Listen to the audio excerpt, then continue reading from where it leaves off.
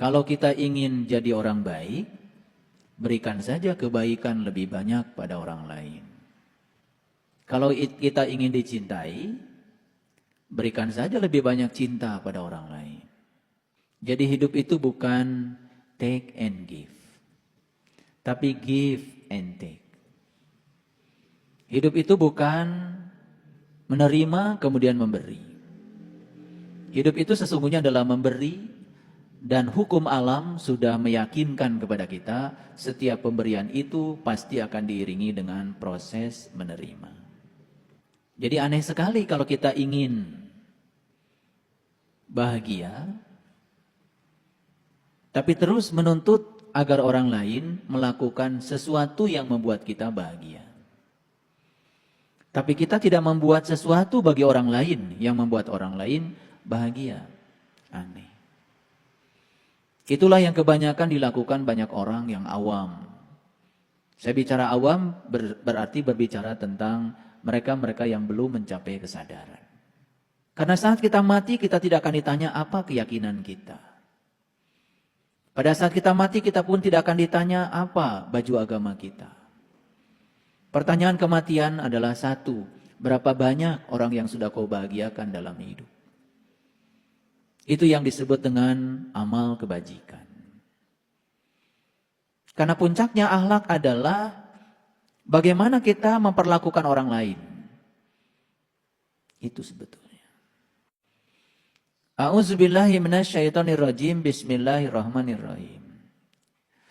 Falau anna lana karrotan fanakuna minal mu'minin. Maka sekiranya kita dapat kembali sekali lagi, niscaya kami akan menjadi orang-orang yang beriman. Siapa yang sedang berbicara ini kira-kira?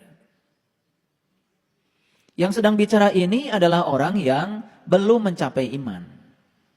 Baru akan beriman kalau mereka diberi kesempatan sekali lagi datang ke sini.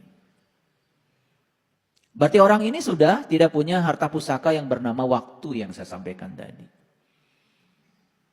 Sudah habis kesempatan untuk berbuat bagi dia. Maka dia merengek-rengek, maka sekiranya kita dapat kembali sekali lagi, niscaya kami akan menjadi orang-orang yang beriman. Mungkin dia dulu hanya mengaku sebagai orang yang beriman. Dan mengaku sebagai orang yang beriman, ya namanya juga mengaku. Belum tentu diaku. Klaim bahwa dia sebagai orang yang beriman, tidak akan memunculkan ciri-ciri orang beriman. Dan aneh sekali kita sering membuat ciri-ciri orang yang beriman itu terkadang dengan sesuatu yang tidak pernah diajarkan oleh leluhur kita. Saya tidak menemukan satu hadis pun yang disampaikan Nabi Muhammad yang menyatakan ciri orang yang beriman itu, mohon maaf, rajin sholat misalnya. Nggak ada. Ciri orang yang beriman itu rajin ke masjid. Nggak ada hadisnya. Ciri orang beriman itu rajin bangun malam. Nggak ada. Saya tidak menemukan. Ciri orang beriman kata Nabi, jika dia jalan mendapati satu ranting yang membahayakan orang lain dan dia tidak singkirkan itu ranting, dia tidak orang beriman. Jadi seorang Nabi Muhammad sekelas beliau membuat ciri orang beriman itu tidak dalam ritual, tetapi sudah dampak dari ritual. Sudah jauh lebih dalam lagi. Sudah berbicara cinta, kepedulian, cinta kasih, belas asih, itu yang diceritakan. Tidaklah disebut orang yang beriman jika dia tidur nyenyak sementara tetangganya tidak bisa tidur karena kelaparan.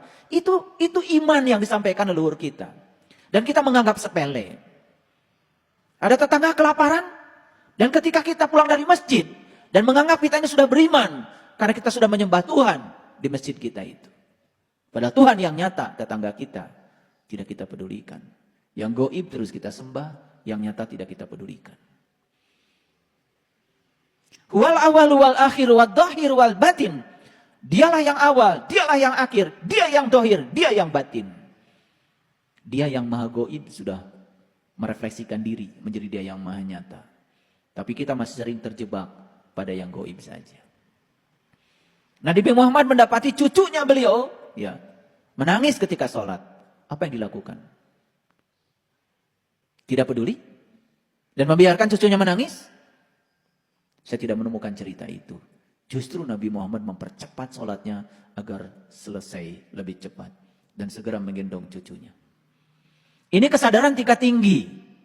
Dan bagi orang-orang yang dangkal belajar agama, mungkin kalau kejadian itu kelihatan di depan kita hari ini, ada cucunya menangis, dia mempercepat sholatnya, mungkin akan disalahkan oleh orang-orang yang tolol itu. Tapi kelasnya Nabi Muhammad memberikan contoh yang luar biasa. Mempercepat sholatnya supaya cepat selesai, karena beliau harus menggendong cucunya. Itu orang beriman. Dan banyak di antara kita yang tidak peduli pada tetangga, tidak peduli pada kesusahan orang lain. Dan terus tekun di tempat ibadah. Tetapi tidak ada yang berubah dari akhlaknya, tidak ada yang berubah cinta kasihnya. Apakah itu? Ada yang salah menurut saya belajar agama. Ada yang salah. Lalu kita terus saja menghayal. Dan kita akan mendapatkan kebaikan nanti. Di depan mata orang perlu kita tolong. Kita tidak menolongnya. Buat apa? Hidup itu tentang hari ini, saat ini, di sini, sekarang. Bukan tentang masa depan. Makanya saya katakan di awal khutbah saya hari ini. Saya mengatakan hidup itu adalah tentang memberi. Hidup itu tentang mencintai. Hidup itu tentang kepedulian kepada orang lain. Karena kita sudah terbiasa untuk menjadi pengemis. Bahkan yang kita minta juga sebetulnya seorang pengemis. Bagaimana seorang pengemis bisa memberi? Saya tidak cerita pengemis sebagai pengemis secara fisik.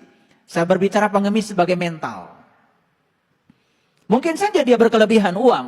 Mungkin saja status sosialnya tinggi. Tetapi mentalitinya dia sebagai seorang pengemis. Hanya ingin diperhatikan, ingin diberi, ingin dicintai. Tetapi tidak melakukan yang sebaliknya. Bagi saya, itu adalah pengemis yang sebenarnya. Pengemis urusan mental. Jadi jangan sampai kita termasuk pada kelompok ayat ini. Falau anna lana karatan fanakuna minal mu'minin. Maka sekiranya kita dapat kembali sekali lagi saja. Niscaya kami menjadi orang-orang yang beriman. Kembali kemana? Saya kasih tahu. Kembali ke tubuh ini. Jadi orang ini sedang berbicara di mana? Di luar tubuh ini.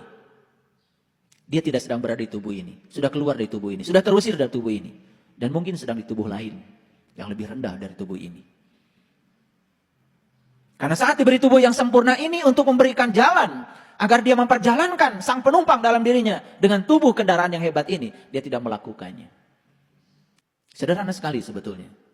Sekarang berikan saja apa yang kita ingin. Sekali lagi, berikan saja apa yang kita ingin. Ingin bahagia? Berikan lebih banyak kebahagiaan pada orang. Ingin kaya? Berikan lebih banyak yang kita punya hari ini.